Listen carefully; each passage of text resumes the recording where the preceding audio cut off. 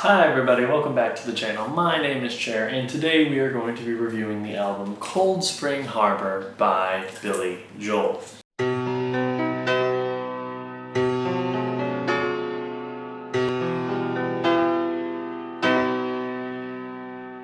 Now, as always, we ask if you can like, comment, and subscribe to the channel. We really do appreciate it here. Slowly growing, but we really loved it, that we're making some great videos for you all. But let's jump right into the video. As normal, we review all albums in 3 categories: the context behind the creation of the album, the songs themselves on the album, and finally the album cover. Now, jumping right into the context, we meet a young William Martin Joel.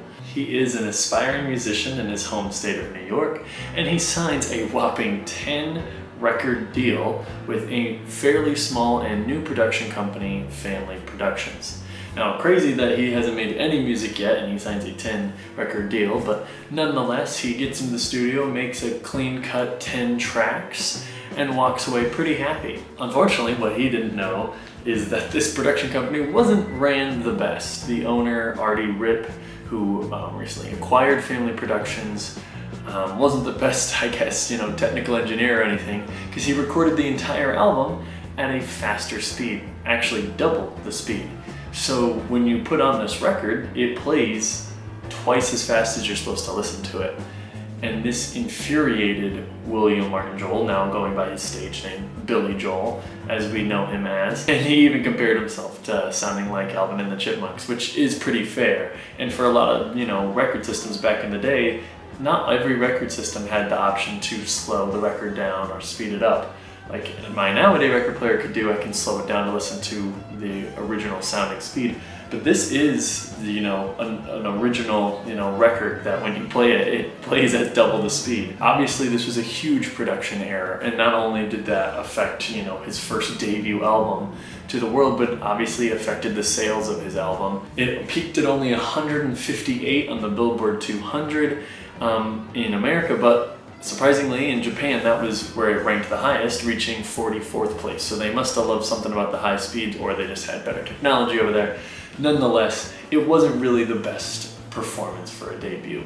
Now, there's not too much context behind the tracks. They are pretty simple pop songs and piano ballads from the early, 70s. I will say the opener, She's Got Away, is probably the best single from this album. It's about a man, infatuated with a woman. These are many love songs, pretty much makes up the album. Another song, Everybody Loves You, is about a woman who, changes because of her newfound fame. It also, cites the title of this album, talking about Cold Spring Harbor. And I think another notable track on here would probably be Tomorrow Is Today. Now, that's probably one of his darkest songs I've ever really heard from Billy Joel. It's about, his real life attempt to take his own life. And apparently he drank furniture polish, and luckily there was a friend to save him. And, because of that friend, not only did we get this track and we got to keep Billy Joel, but we got the living legend he would become. So, obviously that's really great. But yeah, very dark track on the debut album, but some pretty good lyrics for a starting artist, and some great little stories. I think the context overall is pretty unique to this album. I mean, I even own a record that has to be played at a slower speed. They did reissue it way years later, where you can play it at the normal speed and it works just fine. But I do think that that's pretty crazy. You don't see those mistakes in the music industry, obviously, all too often.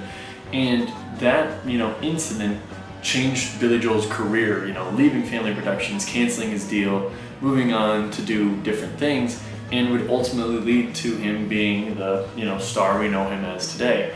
So I think it's a really cute story. I think it kind of makes it funny, and it really stands out as a story that, you might not really hear when you're listening to albums. So because of that, I'm going to give a score for this section a 3 out of 5 for the context. But how are the tracks? I would say they're pretty generic, like I said, just those simple pop songs. There isn't really huge, big production on any of it. It's pretty much Billy Joel and a small band getting together and just pounding out 10 quick numbers.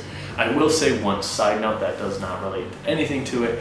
The guy who played steel guitar on this album, his name is Sneaky Pete. Literally, that's what it had on his Wikipedia. Just wanted to point out that I really love that. Anyways, there really isn't anything too crazy or outstanding to me. I would say I really only like 3 tracks on this album, that being She's Got Away, You Can Make Me Free, and Falling in the Rain. I think those are really my favorite tracks and most standout-ish on the album. They are all on the first side, so I will say the second side is a bit of a drag for me. And though there is that dark, depressing song, Tomorrow's Today, it doesn't do anything for me, but I do respect that it has like a really cool story behind it. Otherwise, all the songs do sound very similar, and it kind of meshes, which I think brings the album a little down. And yeah, only liking 3 out of the 10 tracks, that brings us a score in this category, a 1.5 out of 5 for the songs. And finally, we have the album cover. Now, this isn't a very, outstanding or iconic album cover. It's very, blurry and monochromatic, but I do think with the context kind of with it, I can see actually myself really liking this album cover.